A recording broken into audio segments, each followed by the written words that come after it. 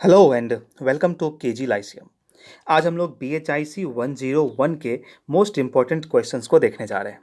Next 1 से 2 month के अंदर एग्ज़ाम तो हो ही जाएगा, क्योंकि अब इग्नू ने सिलेबस चेंज कर दिया और ये जो सब्जेक्ट है हिस्ट्री ऑनर्स बी ए हिस्ट्री का बी एच आई सी 101 ये नए सिलेबस का हिस्सा है। तो आप लोग कोशिश करिए ऑनेस्टली कि स्टडी मटेरियल का भी एक रीडिंग जरूर दे दें, ताकि एग्ज़ाम जो होगा वो आप लोग सही तरीके से उसमें डील कर पाएँ, क्वेश्चंस को आप लोग वहाँ पे लिख सकें। तो आज हम लोग बहुत ही इंपॉर्टेंट क्वेश्चंस और टॉपिक्स बताएंगे, जिससे मेजॉरिटी ऑफ क्वेश्चंस एग्जाम में आने वाले हैं।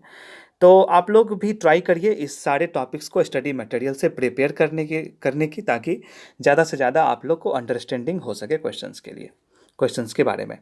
तो चलिए देखते हैं क्या है। तो पहला क्वेश्चन है, formation of regions in early India. ठीक, हिंदी वालों के लिए भी है, प्रारंभिक भारत में क्षेत्रों का गठन। तो इस क्वेश्चन को आप जरूर से जरूर करें, यहाँ से क्वेश्चन आने के चांसेस हैं। Main sources of the reconstruction of ancient Indian history. ठीक, एंशियंट इंडियन हिस्ट्री के प्राचीन भारतीय इतिहास के पुनर्निर्माण के मुख्य स्रोत क्या क्या हैं उसे डील करना है। इस सब्जेक्ट का एग्जाम शायद इससे पहले कोरोना टाइम में एक बार हुआ हो।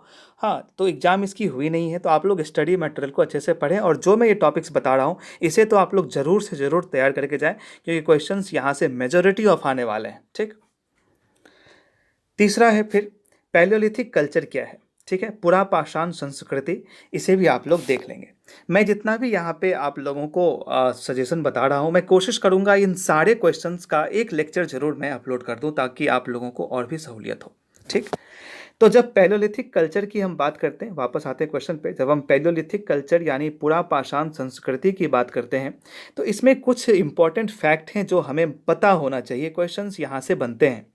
सबसे पहले तो सबसिस्टेंस पैटर्न क्या था पुरापाषाण संस्कृति की, मतलब पैलियोलिथिक कल्चर का सबसिस्टेंस पैटर्न क्या था, निर्वाहन पद्धति क्या थी। ठीक, उसके बाद पैलियोलिथिक आर्ट क्या था, पुरापाषाण कला क्या था, उसे भी आप लोग ध्यान में रखेंगे, उसे भी आप लोग स्टडी मटेरियल से प्रिपेयर करेंगे। लोअर पैलियोलिथिक साइट, ठीक है, इसके बारे में बताना है। और इसमें एक इम्पॉर्टेंट साइट है, जब हम निचला या फिर पुरापाषाण स्थल की जो सबसे लास्ट स्टेज था, अगर हम उसके बारे में जानेंगे तो उस वक्त के लिए हमें एक साइट की ज़रूरत पड़ेगी। एग्जाम में एग्जाम्पल के तौर पे इसे पूछा जाएगा। ठीक है, तो आप लोग हंगशी साइट को अच्छे से देख लेंगे। ठीक, मैं भी कोशिश करूँगा लेक्चर में ये सब डालने की, लेकिन अगर आप लोग खुद से बुक ज़्यादा रीडिंग एक बार दे देते हैं तो और भी आसान हो जाएगा। ठीक, चौथा क्वेश्चन है नियोलिथिक कल्चर। ठीक, नवपाषाण संस्कृति क्या है, इसे भी आप लोगों को डील करनी है। जब हम बात नवपाषाण संस्कृति की करते हैं तो कुछ इंपॉर्टेंट फैक्ट यहाँ भी आते हैं, जहाँ से आप एग्जाम में सॉल्व कर पाएंगे क्वेश्चंस को।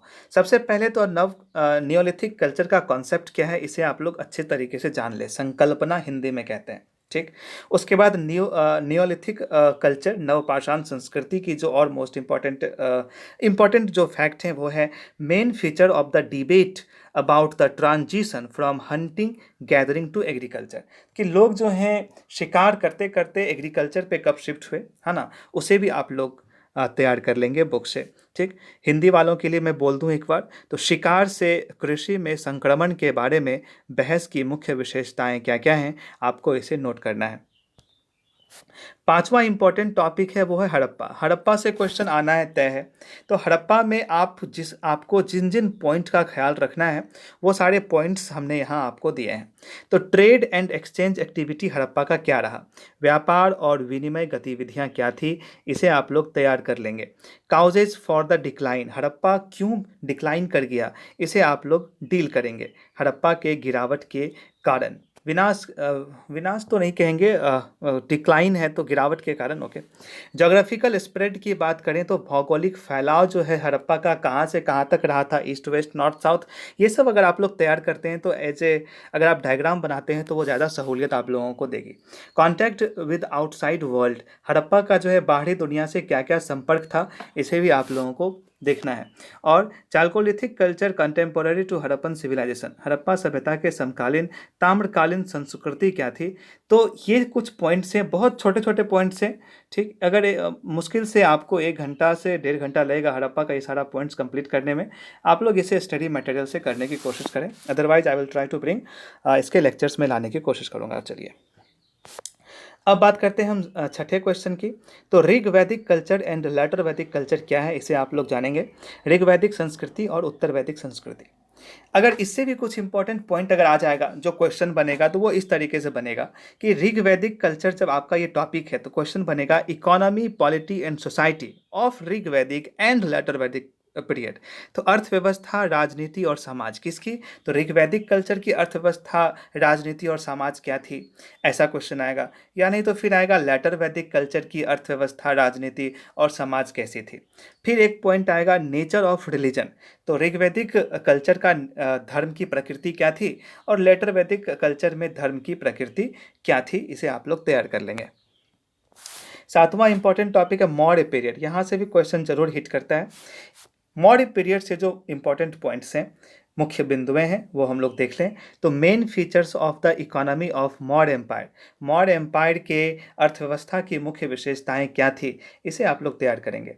अशोकाज पॉलिसी ऑफ धर्म, अशोक के धर्म नीति क्या थी, इसे भी आप लोग तैयार करेंगे। और rise of Magadh, one of the most important question topic, आप इसे भी तैयार करेंगे कि मगध का उदय कैसे हुआ। इसमें से मगध के बारे में ज़्यादा पूछा जाता है और अशोकाज पॉलिसी ऑफ धर्म, धर्म ठीक, धम्म भी कहते हैं, तो इसके बारे में ये दो टॉपिक इंपॉर्टेंट है, ये तो करना ही करना है। और साथ में मौर्य इकोनॉमी है तो इसे भी आप लोग कर ही लेंगे, छोड़ना तो नहीं है, क्योंकि मैंने यहाँ जितना भी फिल्टर करके आप लोगों को डाला है ये बहुत ही इंपॉर्टेंट है। अगर आप लोग इसे तैयार करके जाते हैं तो आपका एग्जाम बहुत अच्छा जाएगा। ठीक, चलिए अब आठवां क्वेश्चन हम लोग देख लेते हैं कि 6th सेंचुरी बीसी के बारे में। टॉपिक ये है 6ठी शताब्दी ईसा पूर्व में जो इंपॉर्टेंट पॉइंट बनता है, जो आप लोगों को एक बार रीड कर लेना है, वो है rise of Buddhism and Jainism.